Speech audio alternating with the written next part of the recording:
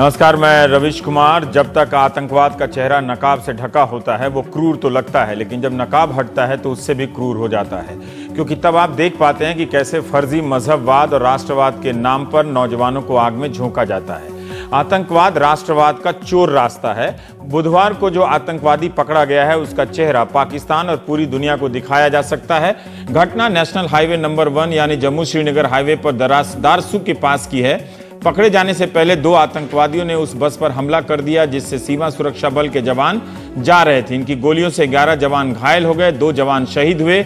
पश्चिम बंगाल के जलपाईगुड़ी के कांस्टेबल शुभेंदु रॉय और हरियाणा में यमुनानगर के कांस्टेबल रॉकी, इनमें से एक रॉकी ने मोर्चा ना संभाला होता तो बीएसएफ के 50 जवानों की जान नहीं बचती। इनकी जवाबी कार्रवाई में एक आतंकी मारा गया, दूसरा जम्मू श्रीनगर नेशनल हाईवे से ऊपर गांव की तरफ भागा।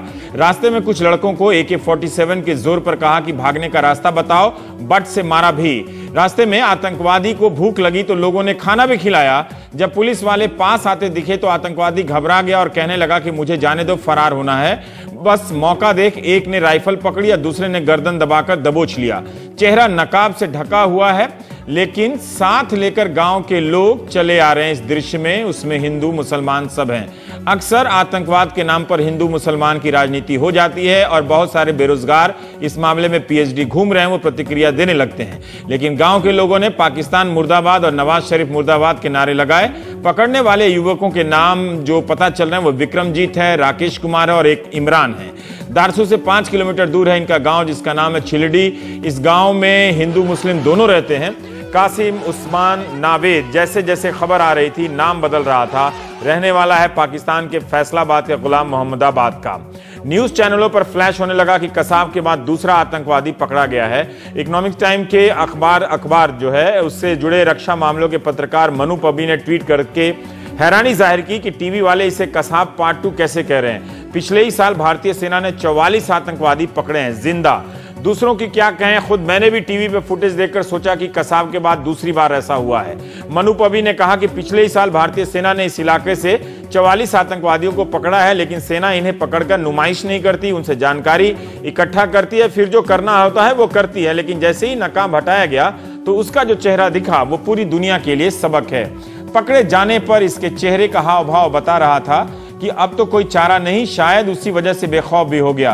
बेखौफ क्या, वो तो वीडियो फुटेज में मस्त मौला लग रहा है। 16 से 20 साल के लगने वाले इस आतंकी के चेहरे से बात बात पर हंसी भी छलक रही थी। कुछ ही घंटे पहले यही चेहरा BSF की बस पर गोली चला रहा था। अजमल कसाब और नावेद के हुलिये में खास फर्क नहीं है, सिर्फ इस बात के कि कसाब अपनी चाल ढाल से सैनिक प्रशिक्षण पाया हुआ लगता था और नावेद गांव से बहला फुसलाकर लाया गया नौजवान। धर्म और राष्ट्रवाद के गलत बहकावे में आने वाले दुनिया भर के सारे युवक देखें कि कैसे उनका इस्तेमाल होता है।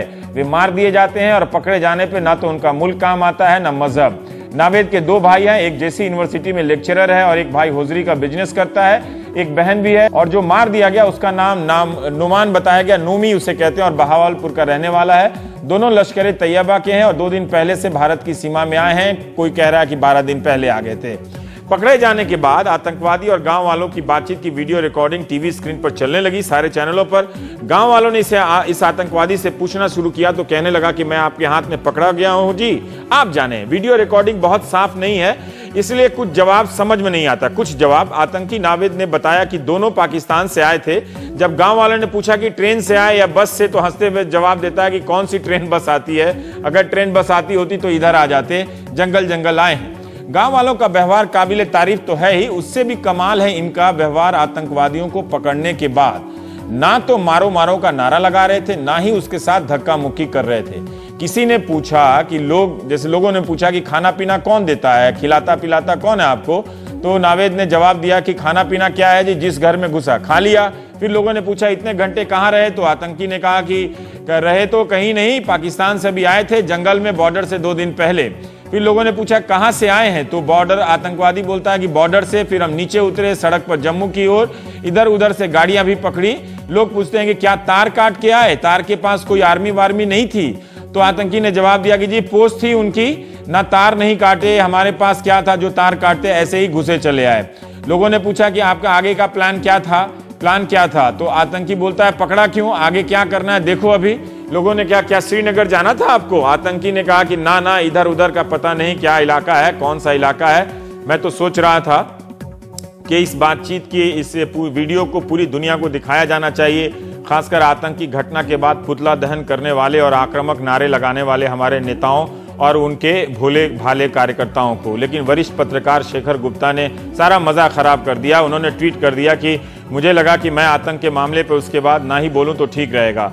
शेखर गुप्ता ने सवाल उठाया है कि दुनिया में आतंकवाद से लड़ने वाला कौन सा ऐसा देश है जो आतंकी को पकड़कर लाइव टीवी का तमाशा बनाता है, जहां पूरी दुनिया के सामने आतंकवादी कबूल कर रहा हो। शेखर का कहना है कि दुनिया हम पर हंस रही होगी।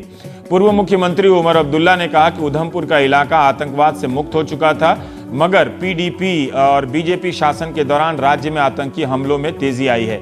एक आंकड़ा है जो मनु पब्बी ने ही ट्वीट किया था कि केंद्र सरकार ने राज्यसभा में बताया है कि 2014 में आतंकवाद की 110 घटनाएं हुई थी और इस साल जुलाई तक 89 हो चुकी हैं। पाकिस्तान की न्यूज़ वेबसाइट पर जब मैं यहाँ स्टूडियो में आ रहा था तब तक इस घटना की कोई खबर नहीं दिखी। अब पाकिस्तान में फेडरल इन्वेस्टिगेशन एजेंसी के डायरेक्टर जनरल हैं तारिक खोसा, जो रहे थे, उनका जिक्र करना चाहता हूं, जिन्होंने पाकिस्तान के डॉन अखबार में लिखा है कि 26 नवंबर 2008 को मुंबई हमले के पीछे पाकिस्तान का ही हाथ है। कसाब पाकिस्तान का नागरिक था और लश्कर तैयबा ने इस हमले के लिए आतंकियों को प्रशिक्षण दिया था। जिस कैंप में ट्रेनिंग दी गई उसकी भी पहचान हो चुकी है, जहां से मुंबई हमले में इस्तेमाल विस्फोटकों के कवर भी बरामद हुए हैं। कराची के जिस ऑपरेशन रूम से निर्देश दिए गए उसका भी पता चला और उसे सील किया गया है। कथित कमांडर और आतंकियों की भी पहचान हो चुकी है। उनके लेख से पता चलता है कि पाकिस्तान की जांच एजेंसियों ने अपना काम बखूबी किया है और यह सब पाकिस्तान के अखबार में छप रहा है। इस संकेत को भी समझना चाहिए। नावेद के पकड़े जाने के बाद भारत को क्या क्या करना चाहिए? क्या यह सही मौका है कि पाकिस्तान को बातचीत की मेज पर लाया जाए ताकि इसी बहाने खोसा के मसले की बात हो जाए और इस ऐसे मौके को रूटीन की नारेबाजी में हम गवा ना दें? हमारे साथ स्टूडियो में सी उदय भास्कर साहब हैं, रक्षा विशेषज्ञ, विनोद शर्मा जी हैं, political editor Hindustan Times, Sushant Sareen भी हैं, एक और रक्षा विशेषज्ञ, शाहनवाज हुसैन साहब हैं बीजेपी के प्रवक्ता, और संजय निरुपम साहब हैं कांग्रेस के प्रवक्ता। कोशिश करेंगे कि पाकिस्तान से जियो टीवी के नुसरत अमीन साहब जुड़ जाएं। शाहनवाज साहब, कोई भी आतंकवादी घटना में कोई भी कामयाबी, जुड़ गए हैं नुसरत अमीन साहब हमारे साथ, एक बड़ी कामयाबी मानी जाती है, लेकिन जैसा कि 44 पिछले ही साल पकड़े गए, इस एक घटना में ऐसा क्या था कि लगातार दनादन प्रेस कॉन्फ्रेंस होने लगे और इसे एक बड़ी घटना के रूप में पेश किया गया? देखिए, जब लोग पहले पकड़े जाते हैं तो उसके बारे में चर्चा रहती है। कई आतंकवादी इस तरह के ऑपरेशन में शामिल होते हैं और मुठभेड़ में पकड़े भी जाते हैं। लेकिन आज की जो घटना है कि जिस तरह से बीएसएफ पे हमला हुआ और उसके बाद वहां के नागरिकों ने उसको जिस तरह से पकड़ा है, आपने भी उनकी शाबाशी उनको दी है। मैं भी पार्टी की तरफ से उनको बहुत शाबाशी देता हूं कि एक अच्छा व्यवहार वहां पर करके और अपने दिमाग का उपयोग करते हुए उन्होंने उसको पकड़ने का काम किया है। पाकिस्तान, जब भी पाकिस्तानियों से बातचीत कीजिए, मैंने भी कई बार पाकिस्तान के पार्लियामेंटेरियन से पहले एक डेलीगेशन में गया था स्पीकर के साथ, तो बातचीत करता था तो वो लोग यही कहते थे, साहब डायलॉग होते रहना चाहिए। भारत का हर बार ये स्टैंड रहा है कि डायलॉग भी हो लेकिन आप आतंकवाद की घटना को बंद कर दें।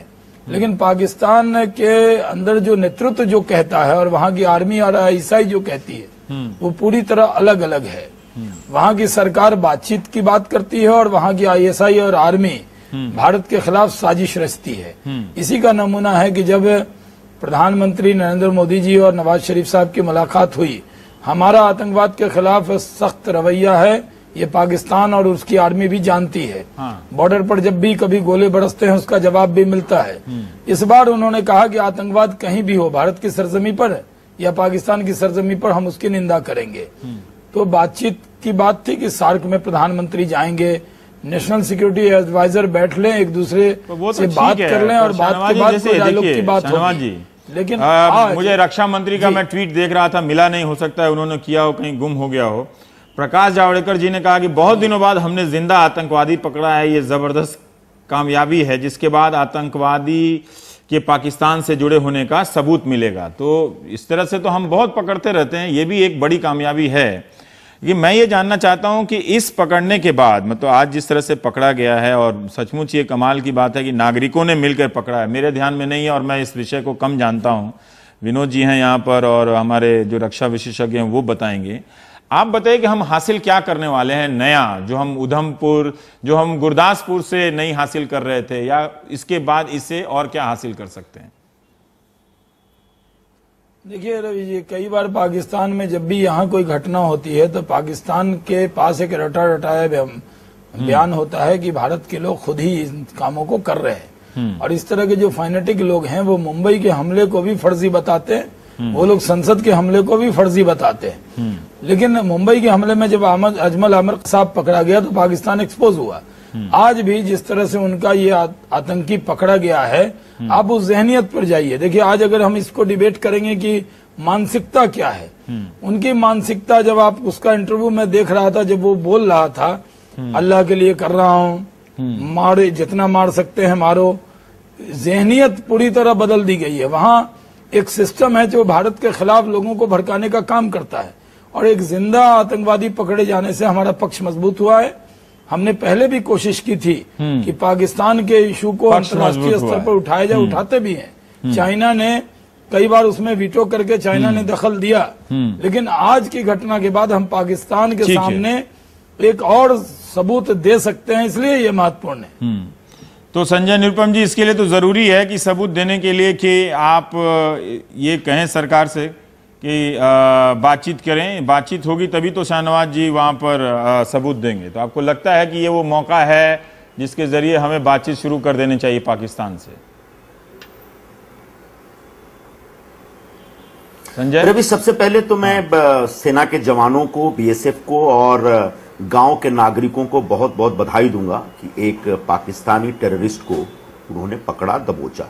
निश्चित तौर पर इस पाकिस्तानी टेररिस्ट के बयान के आधार पर भारत का जो पक्ष है वो और मजबूत होगा और पाकिस्तान को घेरने में हमें सहूलियत मिलेगी।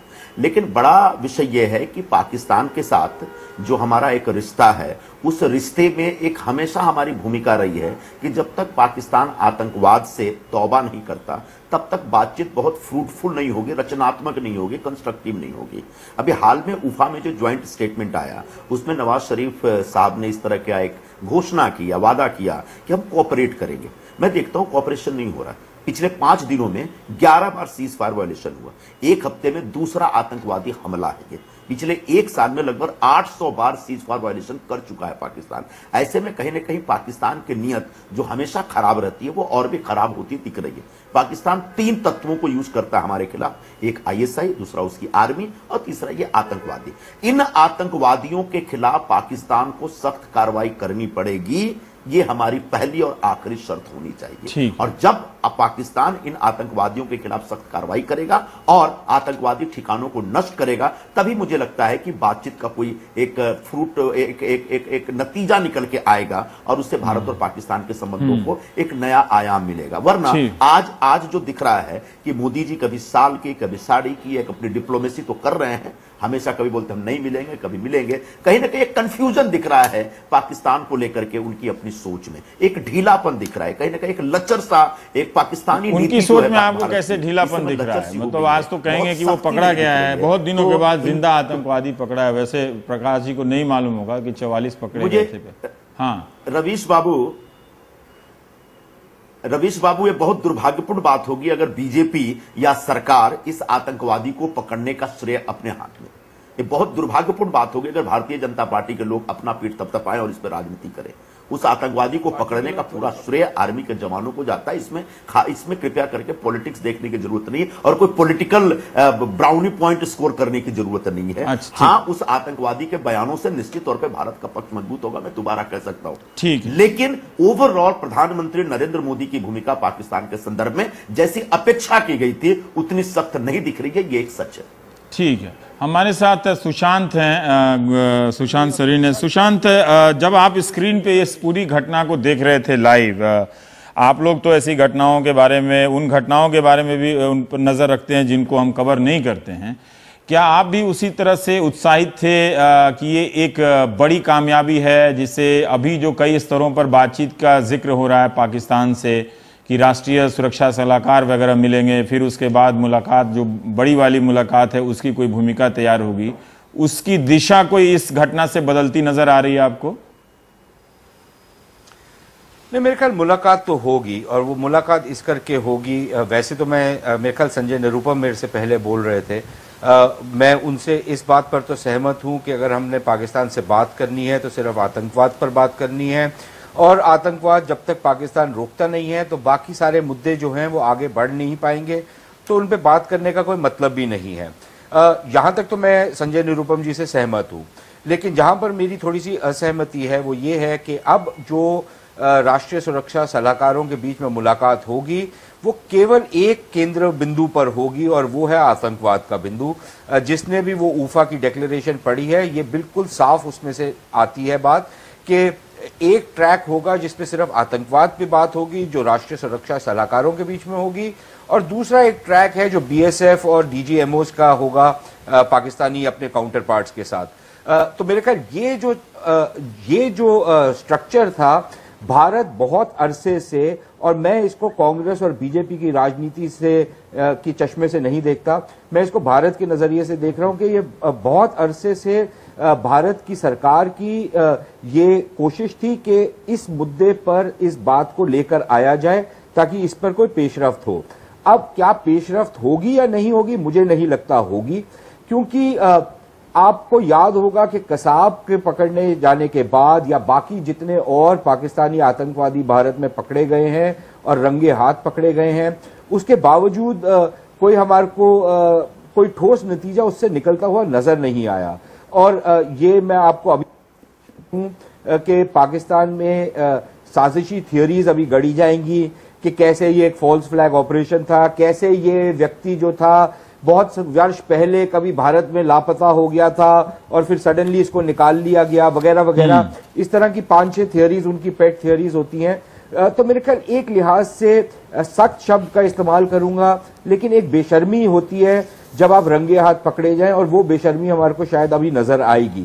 तो ये बातचीत में कुछ निकल के आएगा मुझे नहीं लगता, लेकिन उसके बावजूद क्योंकि अब हम पाकिस्तान को अपने पिच पे खिलाने पर मंजूर कर चुके हैं, तो मेरे ख्याल हमको उस पिच पर खेलना चाहिए और पाकिस्तान को इससे हटने नहीं देना चाहिए, क्योंकि दुनिया भर में जो जब हमारे ऊपर थोड़ा परसुएशन या थोड़ा प्रेशर आता है कि भाई आप पाकिस्तान के साथ कोई एंगेजमेंट करें, तो मेरे ख्याल ये वाली एंगेजमेंट जो है हमको सूट करती है और इस पर हमको पाकिस्तान को एक्सपोज करने के बहुत सारे मौके मिलेंगे।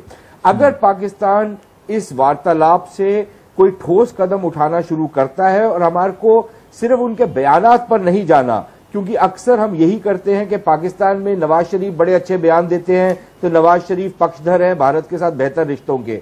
This is utter nonsense. जब तक हम जमीन पर कोई कदम उठते हुए नहीं देखते पाकिस्तान द्वारा, ये मान लेना कि पाकिस्तान में कोई बहुत हमारी तरफ एक लचक रवैया रखा हुआ है, मैं नहीं मानता। और एक और चीज मैं अभी आपसे जाते जाते कह दूं कि जिस तरह का व्यक्ति ये है जिसने कहा कि बड़ा मजा आता है हिंदुओं को मार करके, इस सोच में और जो इस्लामिक स्टेट की सोच है इसमें कोई फर्क नहीं है। यानी कि इस्लामिक स्टेट ऑफ पाकिस्तान या इस्लामिक रिपब्लिक ऑफ पाकिस्तान, अगर दोनों में इसी तरीके के लोग भारत में भेजे गए तो मेरे ख्याल हमको इस्लामिक रिपब्लिक ऑफ पाकिस्तान को इस्लामिक स्टेट ऑफ पाकिस्तान की तरह ट्रीट करना चाहिए और उसी हिसाब से अपनी नीति बनानी चाहिए। तो प्राइम मिनिस्टर तो कहते हैं कि आप तो इस धर्म से जोड़ रहे हैं, वो तो कह रहे हैं कि आतंक का कोई धर्म नहीं होता है। नहीं, आतंक का देखिए मैं तो इसमें मानता नहीं हूं। अगर आतंक धर्म के नाम पे होता है तो फिर वो उस आतंकवाद को धर्म से जोड़कर ही देखना चाहिए, चाहे वो जो मर्जी मजहब हो, वो बुद्धिस्ट तो फिर वो दोनों वाले सिख हो या कोई और बहुत धर्म वाला भी आ जाता है। आपने सही कहा कि जो मर्जी आतंकवाद का धर्म नहीं होता। क्योंकि हर धर्म के लोग अब आ गए हैं, इसमें शामिल हो गए हैं, इसलिए अब हमारे नेता लोग धर्म वाला एंगल हटा रहे हैं। तो ठीक है, हटी जाए।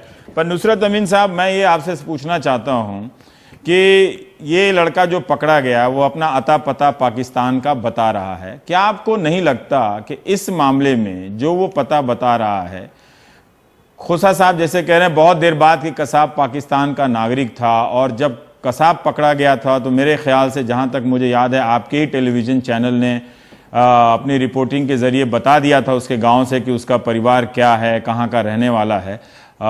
ये एक बड़ी बात थी आपके मुल्क में इस दौर में भी। क्या आपको लगता है कि पाकिस्तान को थोड़ा और स्पष्ट रूप से सामने आना चाहिए कि ये बताने डॉक्यूमेंट के साथ कि हाँ ये हमारा नागरिक है, हमारी सीमा से उस तरफ गया है? देखिए, इस वक्त जो स्टेट ऑफ अफेयर्स हम विटनेस कर रहे हैं पाकिस्तान में, बावजूद इसके कि हिंदुस्तान पाकिस्तान में अब भी तमाम तर बायलैटरल जेस्चर्स के बावजूद टेंशन मौजूद है, कशीदगी मौजूद है। इस वक्त जो मैं पाकिस्तान में जो कुछ होता हुआ देख रहा हूं, उसमें मुझे लगता है कि अगर कोई ऐसी बात निकल के वाकई सामने आती है तो मुझे लगता है कि पाकिस्तान से इन्वेस्टिगेशन के मामलात में और ट्रायल प्रोसीडिंग्स के मामलात में काफी ज्यादा सपोर्ट मिल सकती है। लेकिन मुझे ये लग रहा है कि इस वक्त फौरी तौर पर यह फैसला कर लेना या इस तरह की डिस्कशन करना, मुझे लगता है मेरे दोस्तों को ये बात ठीक नहीं लगेगी, शायद वो मेरी बात भी मुकम्मल ना होने दें। लेकिन फौरी तौर पर किसी एक आदमी के कहने पर कि मैं पाकिस्तानी हूं और मैं लायलपुर का रहने वाला हूं या फैसलाबाद का रहने वाला हूं और मैं इसलिए आया था और मुझे हिंदुओं को मारकर सुकून मिलता है। देखें, जाती जिंदगी में मैं भी अब आधी सदी गुजार चुका हूं और मुझे आज तक कोई ऐसा मुसलमान नहीं मिला किसी भी सेक्ट का जो आपके टीवी चैनल को कसाब तो मिला था ना सर, कसाब तो मिला था। देखिए, आप भी अलग ट्विस्ट दे रहे हैं। ये मैं नहीं कह रहा हूं कि वो आतंकवादी आया तो उसने कहा मुझे हिंदुओं को मार के अच्छा लगता है, ये लफ्ज इस्तेमाल नहीं किया। उसने जरूर कहा कि मारने में मजा आता है। जिस बस में वो गोली चला रहा था उसे क्या पता है कि उसमें हिंदू कितने हैं और मुसलमान कितने हैं? हमारी सेनाओं, है ना? तो आतंकवाद तो शायद वही होता है। हाँ, आतंकवादी या दहशतगर्द तो होते ही वही है जिसको मार के मजा आता हो, जिसको कत्ल और गारत के बदले में कुछ मिलता हो या कोई नजरियाती सेटिस्फेक्शन मिलती हो, तो जाहिर है दहशतगर्द नाम ही उसका है। कहीं वो फ्रीडम फाइटर हो जाता होगा। लेकिन ये आदमी जिसकी आप बात कर रहे हैं, अगर इसने वो सब कुछ वाकई किया है जो कुछ मैंने अभी देखा इंडियन टेलीविजन पे और पाकिस्तानी टेलीविजन पे भी, तो जाहिर है उसको सजा मिलनी चाहिए। रही बात ये कि वो कौन है और उसने ये किसके कहने पे किया, देखिए आप जर्नलिस्ट हैं, मैं जर्नलिस्ट हूं। जो नेता होते हैं, जो सियासतदान होते हैं, उनके अलग अंदाज होते हैं सोचने के और बात करने के। लेकिन होते होंगे, मैं और आप देखिए रवीश, मैं और आप शायद फौरी तौर पर ये फैसला नहीं कर सकते कि उसके कन्फेशनल स्टेटमेंट पर हम आंख बंद करके फैसला करके इसको गांव के लोगों ने पकड़ा है। सब समझे नुसरत साहब, देखिए मैं चिल्लाकर बात करना पसंद नहीं करता। जो आप उम्मीद कर रहे थे कि यहाँ पर आपको कोई बोलने नहीं देगा, तो आप सही जगह पर हैं, आप गलत जगह पे नहीं हैं। आप बोल सकते हैं, बाकी सारे लोग चुप रहेंगे, मैं मानता हूं, है ना? तो गांव के लोगों ने पकड़ा है, मिलके पकड़ा है, और उसमें जिस गांव के लोगों ने पकड़ा है उसके मजहब के हिसाब से करे तो वो बात और खूबसूरत हो जाती है कि उन लोगों ने पकड़ा है, उसको पकड़ा है और सब कुछ सामने ही हुआ है। वो कह रहा है कि हम मारने आए थे, वो बंदूक लेके घूम रहा था, एक साथी उसका मारा गया है, ठीक है। और वो जब अता पता बता रहा है तो मैंने सिर्फ इतना पूछा कि क्या पाकिस्तान की हुकूमत को या आप लोगों को भी, जिस तरह से आप लोगों ने कसाब के मामले में किया था, क्या आप लोगों को भी उसके गांव में जाकर, जहां का बताता है, जिसकी औलाद अपने आप को बताता है, भाई बहन के बारे में बताता है, वो पता नहीं करना चाहिए? वो जेसी यूनिवर्सिटी की बात करता है जहां उसका भाई लेक्चरर है। देखिए, डेफिनेटली इस तरह की इंफॉर्मेशन होगी तो जो मुताल्लिका इदारे हैं वो इसको चेक डेफिनेटली करेंगे। देखिए, मैं अभी यहाँ पर बैठ के बिल्कुल ये फैसला तो बिल्कुल नहीं कर सकता, क्योंकि मैं जो के किसी तरीके से जो है वो यहाँ पर फौरन फैसला हो जाएगा कि ये कौन था कौन नहीं था। मेरे कहने का सिर्फ ये मकसद है कि डेफिनेटली जो मुताल्लिका इदारे हैं वो यकीनन खोज लगाएंगे कि जो प्रिलिमिनरी जो इंफॉर्मेशन मिल रही है मीडिया के थ्रू वो कितनी ठीक है। ये डेफिनेटली इसके ऊपर कुछ ना कुछ होगा। लेकिन मैं यहाँ बैठ के फिलहाल ये नहीं कह सकता कि कौन सा इदारा किस लेवल पर सिर्फ इस बुनियाद पर इन्वेस्टिगेशन शुरू कर देगा। लेकिन ये जरूर है कि पाकिस्तान बायलैटरल लेवल पर अगर इस केस को उठाया जाएगा तो मुझे तवक्का है कि पाकिस्तान का रिस्पांस जो है वो इस सिनेरियो में पॉजिटिव होगा। आपको लगता है भास्कर साहब की होगा? ये जो लड़का पकड़ा गया है, ये अभी नुसरत अमीन साहब कह रहे हैं कि कहना बड़ा मुश्किल है कि है या नहीं है। चलिए एक बेनिफिट ऑफ डाउट दे दें, लेकिन ऐसा तो नहीं है कि हम अपने यहाँ से आतंकवादी भेज के अपनी बीएसएफ पे हमला करवा रहे हैं और फिर वो लाइव तमाशा करा रहे हैं।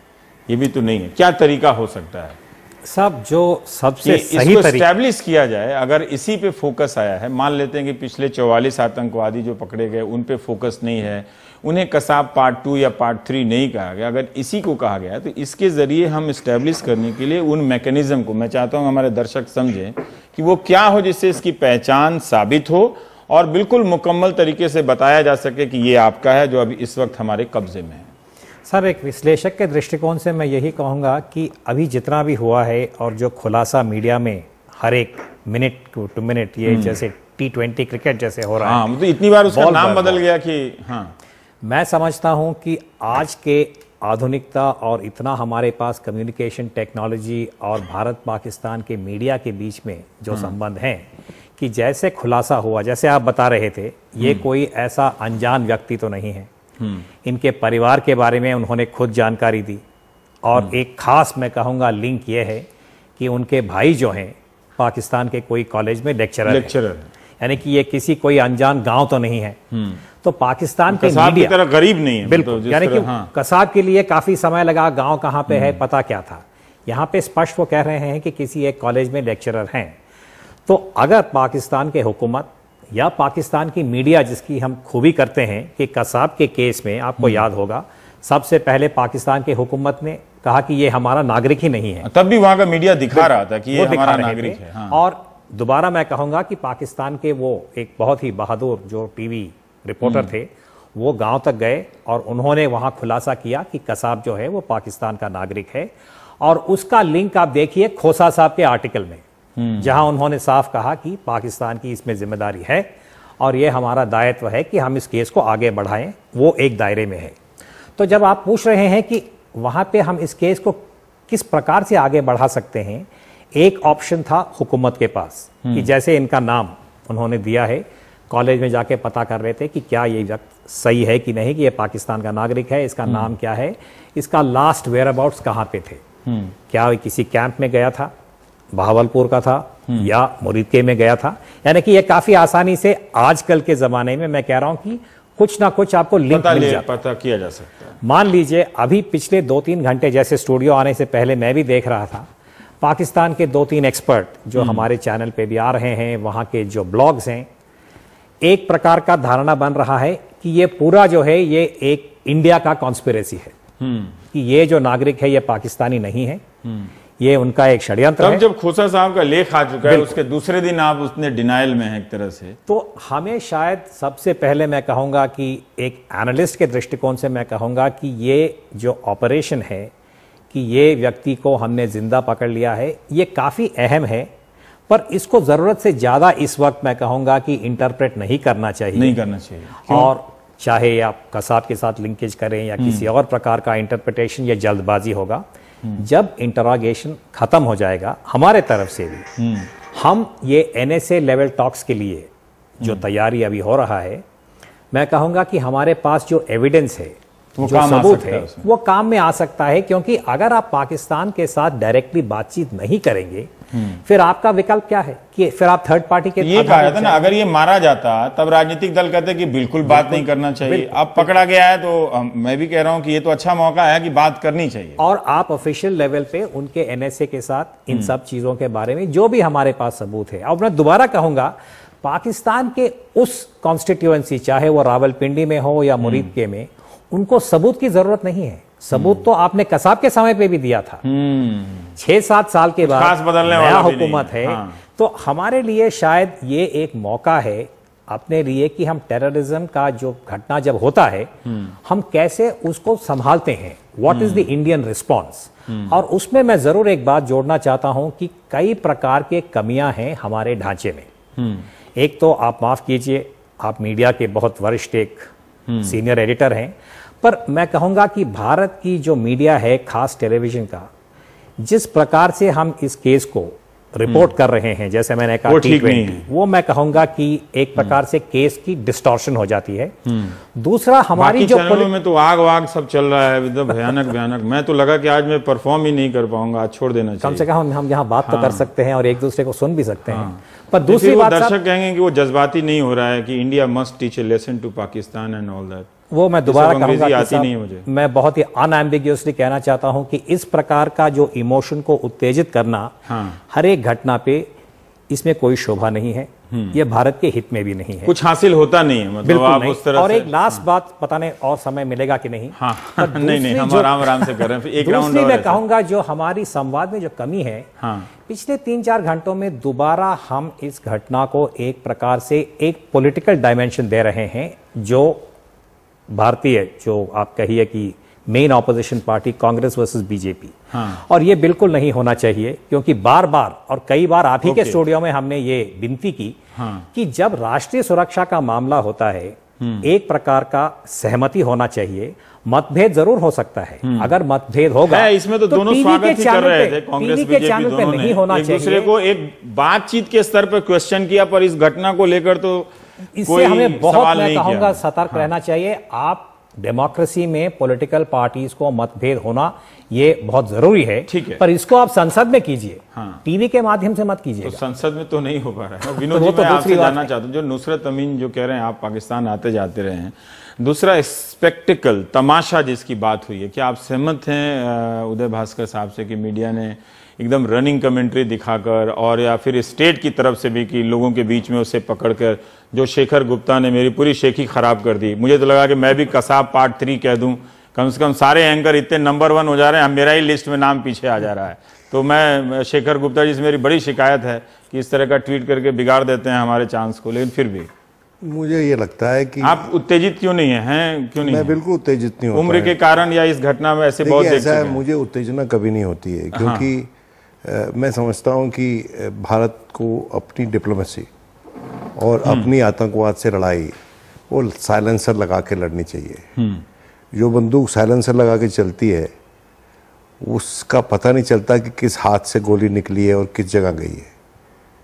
और डिप्लोमेसी में और टेरर के खिलाफ जो फाइट है उसमें अगर आप छोटी छोटी उपलब्धियों को बड़ी बड़ी उपलब्धियां बना के पेश करेंगे जनता के सामने, आपको लगता है ये छोटी उपलब्धि है? मैं समझता हूं कि आपने एक टेररिस्ट को पकड़ा है, मामूली है, इसको मामूली, हाँ ये मामूली है, आप इसको पकड़ा है आपने। आप लोग कह रहे हैं, मैं कह दूं तो ट्विटर पर कितना गाली देने आते हैं, बड़ी गंदी गंदी गालियां देते हैं। टेररिस्ट को इंटेग्रेट, आप यू आर लकी कि you have caught him alive, और इस उपलब्धि को जो कि आपको किस्मत से मिली है, अगर इसको पूरी तरह से अगर आप एक्सप्लॉइट करना चाहते हैं, इसको अपने राष्ट्र हित में इस्तेमाल करना चाहते हैं, तो इत्मीनान से इस बच्चे के साथ बातचीत कीजिए। आज फेसबुक पे मेरी एक दोस्त सदफ जाफर, उन्होंने लिखा कि इसकी जब हम शक्ल देखते हैं तो लगता है कितना बदकिस्मत मुल्क है पाकिस्तान, कि ये जो बच्चे हैं ये किसी और अदारे में संलग्न होते, अपने देश की इकोनॉमी को डेवलप करने में लगे होते, इल्म को फैलाने में लगे होते, कोई साइंसदान होते।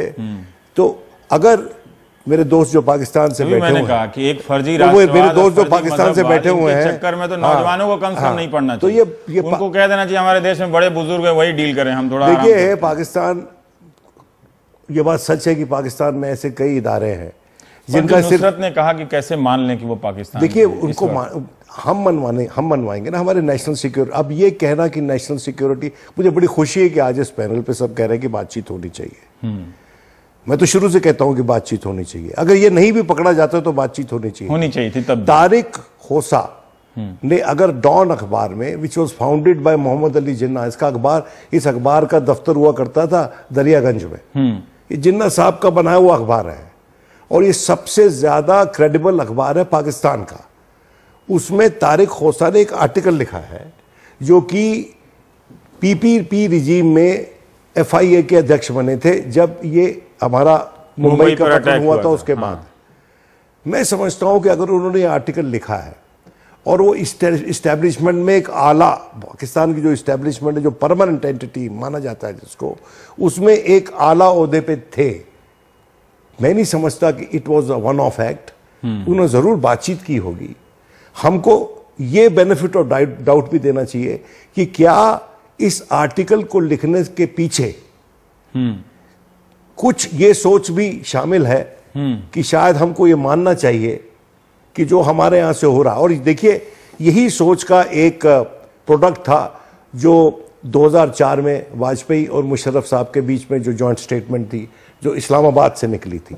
जी, आप समझिए इस बात को। मैं कोई ये नहीं कह रहा हूं कि पाकिस्तान बदल गया है, उसको स्वरूप बदल गया है, पर कोई तो है जो आवाज उठा रहा है आज ना। के दिन जब आपके पास एविडेंस है तो ये एविडेंस आप पेश कीजिए जाके पाकिस्तान को, और अगर पाकिस्तान इस एविडेंस को नहीं मानता है तो शंघाई कोऑपरेशन ऑर्गेनाइजेशन के साथ के साइडलाइंस पे निकला हुआ ऊफा एग्रीमेंट जो था, आपको याद है कि जब लखवी के बारे में हमारे प्रधानमंत्री ने बात कही शी जिनपिंग को कि भाई आपने इकोनॉमिक कमेटी में यूएन की हमारे खिलाफ वीटो को इस्तेमाल किया, तो उन्होंने कहा कि एविडेंस हमको समझ नहीं आया, तो आप बातचीत कीजिए पाकिस्तान के साथ।